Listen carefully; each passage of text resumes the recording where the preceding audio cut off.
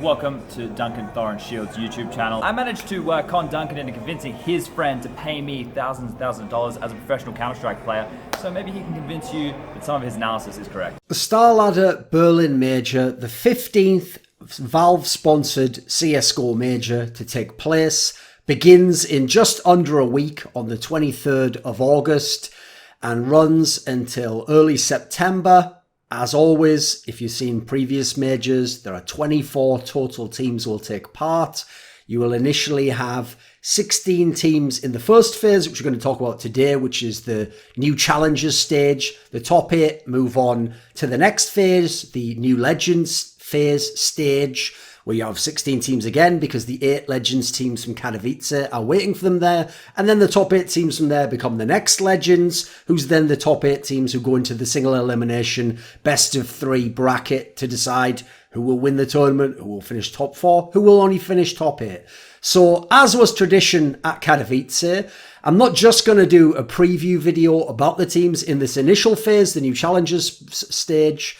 I'm actually going to combine my preview with doing my pick'em for who I think is going to make it out, which 8 teams make it. And therefore, it'll provide a backbone to talk about it. And we can talk about each of the picks and why I did and didn't pick them. And in doing so, preview who the teams are.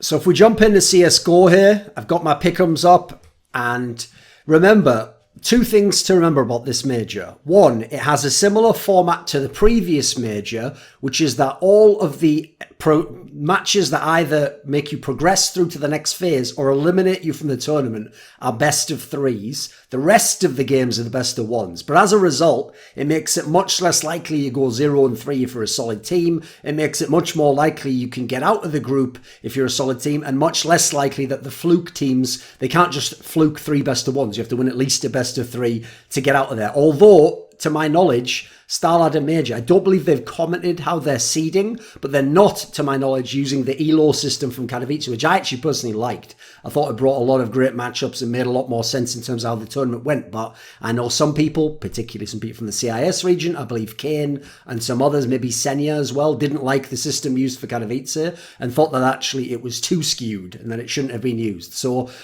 another detail to remember is when most people do their pick'ems and when you do your pick'ems, the advice people give is for the 3-0 team, being as that team doesn't end up being one of the ones you pick here just to advance. The advice people give is don't pick the team you think is a lock favourite to go 3-0. So of this group, the most obvious one is Vitality, right? They would say don't pick Vitality to go 3-0 because then if they lose 1 best of 1, you won't actually have them going through because you picked them to go 3-0, not to advance like the 7 teams below. So they would tell you, just put Vitality in the 7 teams to advance, then you're guaranteed you're going to get the points from it. I'm just not going to do it that way because, first of all, I don't give a fuck what coin I get from this. I never even did pick'ems before Katowice, even though I absolutely smashed the Katowice one.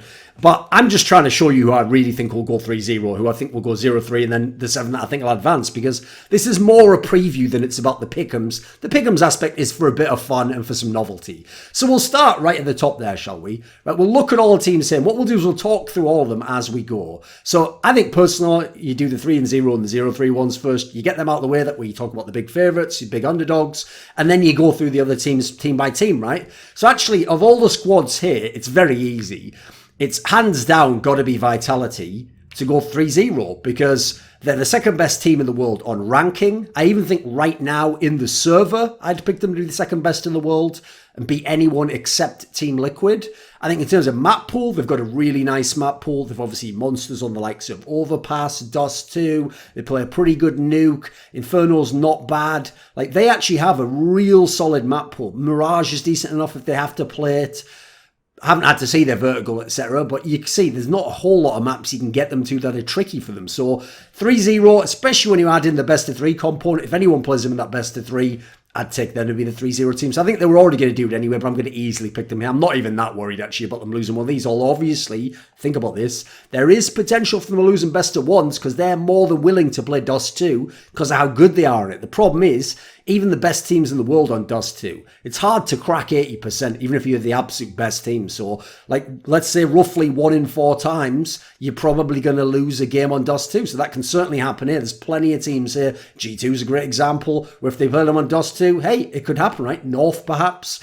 So then we'll go and we'll look at the bad teams. Let's look at who's going to finish 0-3, shall we? So immediately, there's a lot of teams in here, by the way, you could go with for the 0-3. Like Greyhound's an obvious one. Some of the best Greyhound players were the ones that got taken to Renegades. Obviously, they don't go to many international tournaments. You have INTZ, who...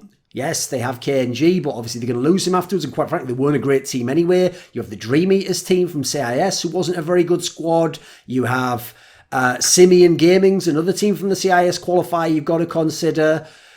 I don't think it's inconceivable that there's a world in which Forza just flops on LAN and don't do all the stuff they've been doing in those online qualifiers. I think there's a lot of directions you can go this one. A Vanguard hasn't played that well, but at least has kind of somewhat of a reasonably consistent style. Hellraisers has been terrible on LAN in the last few months. Despite having people like Oscar, Issa in the team, they haven't been able to get those wins, really. The new Complexity squad, obviously, is after Stanislaw left them behind. There's a lot of ways you could go with this one. I could really see many of these different ones being the one to pick. But I have to say, I'm going to go with my own natural bias, and I'm going to say it's got to be either Greyhound Gaming, or I think it's going to be Greyhound Gaming, or it's going to be Dream Eaters. These are the two that seem the most obvious to me. Tai Lu even has a shot of going 0-3, but the thing is, I think overall, the difference is, of all these teams, I wouldn't trust Greyhound to be able to even win the best of 3 that they play against anyone at the end. So it's between Dream Eaters and Greyhound. I'll say, because I don't know Dream Eaters, I'll give them actually the surprise factor for the major and say maybe they can do it. So I'll pick Greyhound actually as my 0-3. I don't feel that bad about that one. I don't think they're going to be getting through no matter what. So then we've got to go ahead and pick the 7 teams to advance. So what we'll do is we'll go through all these teams, and we'll start with who I think is the most likely, and we'll start picking among them, right? So we've already got Vitality out of the equation. So now we have to look through. We've got Mouse Sports, a team I think after Vitality is probably the best team here on paper. Then you've got G2, who's done some stuff recently. They've also obviously managed to lose to MIBR with a fucking coach standing instead of Coldzera. So yeah, that rattles your faith a little bit, but still a solid enough squad. Still a team you'd expect to do much. I'm expecting they're going to get through. But I think of all these teams, you look in here, you've got Furia's done some good things recently. North.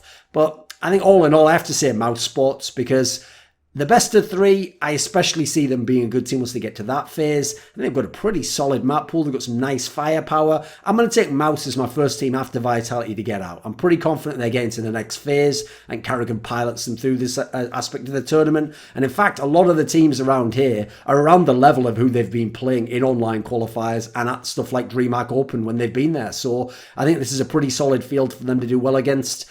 I think my next pick is probably going to be, it's between, I think, Furia and North. I'm deciding between them. The problem is, Furia doesn't really have the firepower, but then again, that's against the top teams. Against these teams here, they do have the firepower, even though they can occasionally lose. North, I think, has generally been a pretty solid team. They have okay firepower, pretty decent tactical aspect. I feel like they've gotten a lot of that together. Their map pools, they have no exceptional maps, but they have some pretty solid maps. Actually, they have a half-decent map pool. So I think either of these two, I'll probably pick both, to be honest. So we'll take North. I think they've still got more than enough quality to get through this phase. I think we'll actually be pretty decent in the best of 3. I'll take Furia as well. I think they're a pretty good pick. We've got 4 to go at this point in time. So I'm looking at who we have here. I'm not, unlike other people. If this was a few months ago, I'd take Avangar immediately. They looked so solid online. On LAN, they were always solid. The problem is, I actually think they've regressed a bit. I think bringing in Adren doesn't seem to have done much for them. He's been pretty poor, even at the Avangar level. Jame is a massive beta. Like, there's no other way around it. And quite frankly, in my opinion, he doesn't frag enough or have enough impact for how much he baits. So I'm not a huge fan of his game generally. Even so, I'm probably going to leave them towards the end and consider them for those last spots. But since I'm trying to go in order of who I think makes it out, I think of the teams that are left, we've got Complexity, Hellraisers, Vanguard, G2, Forza, NRG, Tai Lu. As I've forgotten NRG, actually, I've just realised that they should have been up in contention with Furia and North. Because actually, NRG, overall, their placings are better than some of the teams I've picked before. They certainly have a very high level of play. They're the most skilled team, I'd actually say, in this whole phase, even over Vitality, because Ziwu might be able to skew it a bit, but NRG has more skilled player for player. So I'm going to take NRG. I think it's pretty likely they get out here. I think even the map pool's been very solid, actually. They've got a really wide map pool, not necessarily massive depth, but decent depth on most of them. I think they definitely get out. I'll say G2 as well. Shox and Kenny S don't have to be that good. They've actually got decent skill level in this team in terms of Amanex been providing decent firepower. Sure, Jax isn't someone you expect to see big numbers from. Lockie's fallen off. But for this phase, they've certainly got enough skill. They've got a half-decent map pool, and they've got players that are much better than some of the others. So we'll take G2 as well. So there's 2 spots left, and we've got, let's see, 7 teams remaining. So of these teams that are remaining, to pick them to get out gets pretty tough here. Because obviously the crazy guys have shown pretty reasonable performance on LAN and showed some good things at the minor. I think actually the skill level in that team probably underrated. One that they're also probably a top 4, top 5 pure skill level man for man in this phase. The other teams, like I told you, I've got my questions about Hellraisers and Vanguard. So I'll actually say Crazy is the team I'm going to take at this point in time. I'm going to put them. I've got 1 team left. So now my question goes like this. Right, complexity. The lack of an in-game leader does hurt you in terms of, like, I look at the squad they have now. I don't really look at them as a squad that should be good enough to necessarily get out here. I think actually some of their players will probably flop a bit here. Hellraisers has Oscar's good enough to win a couple of best of ones himself, but they haven't looked great as a squad. A Vanguard, told you a little bit baity. Forza, I just don't buy it. Like, the fragging's just too good online. And then I see how they play online, look super abusive. I don't believe that that's going to transmit to LAN. So I'm going to go ahead and say they're one of those teams in the vein of a Space Soldiers who comes to the LAN with all this big online hype and doesn't get out. Actually, I think they probably don't make it. I'd like it if they did, because I want to see a legit team. Like, by the way, the concept of them having a bunch of big fraggers and a whole load of players we don't know shouldn't be too alien. The CIS region, especially Russia, has always had tons of really high skill level players. It's just they didn't have the game sense for it. Now they don't have the scene in CSGO that they used to have, a very vibrant LAN scene in the past where they could get really tested before they got to the top level. And so this team's done a lot online, close to fuck all offline, and I haven't really seen anything that would make me think they'll be a good team here. In fact, if anything, I think that they'll probably struggle under the lights. The big event of being a major, I could see them having issues here. Tyloo, they were way too inconsistent even with the past team to make it out. It's hard to bet on them. Simian Gaming, I don't really know enough about them. What I did saw looked all right, but it's not really like necessarily good enough to get you past all the squads here. INTZ, I didn't even like them even when they played at the lower levels. Like, they never even came close to winning some of the small tournaments they played at. So I've got to say, I'm going to have to pick between Tyloo for the raw skill angle, Forza for they've shown some potential online, a Vanguard if I somehow think they just go through, like, it becomes a compost heap and then they're just the best shit team to get out. Hellraisers if I believe in Oscar. So I'm picking one last team. Who should I take for this one? The gamble's to take Forza because at least they have some potential. You just haven't seen it yet. I don't know. Tyloo's never really done jack shit for me online. Fuck it. I'll say it's going to be between Tyloo and a Vanguard for this one. Hellraisers isn't impossible, though. What do we say about this, boys? There is quality in the Hellraisers lineup still. I think I'll be crazy, and I'll say for some stupid reason, Tyloo's going to make it out. I think they just caused some weird upsets. I don't know how they can win the best of 3. I guess a Vanguard's the better pick for that. But do I just despise a Vanguard too much for their style of play at the moment? Or should they get out of this phase? Yeah, fuck it. We'll say, you know what? We'll say Vanguard's the last team. We'll just say on average they grind out enough teams and they sneak out in the last place. So there we go. There are the 9 teams I'm picking. 8 to get through, 1 to go 0-3, 1 to go 3-0. The only one I actually think's even a big gamble is the Vanguard one. The crazy one's not even that much of a gamble. I think G2 probably still solid enough. NRG should definitely get through. Maybe there's a World Fury it doesn't. I think North should. Mouse I'm pretty confident does. I'm actually liking my picks generally here to get at least 6 or 7 of these. So we'll just lock them in, and there we go. This video was kindly supported by Patrick Ribeiro, Penguin Off 9, Dean Tanglis, Andreas Snazore Westerlund, Fat Guy got 24 ADR in an online qualifier, Lee Chaolan, Blunt Smoking Anus Destroyer, JDubs, Chi Mao, Tobias Bernasconi, NateDOhDoubleG, Alexander Rao, Kolja G, and as always, special thanks goes out to Jerky's Minion. Now, do you want to suggest a topic or a guest for some of my content? Obviously, I have quite a varied output.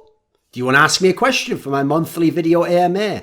Maybe you want teasers, see who the guests are on my next shows. Do you want to take part in a donator discussion with me about esports? Well, if so, put your money where your mouth is. Join the Scrilluminati today. In the description box below, there's a Patreon link.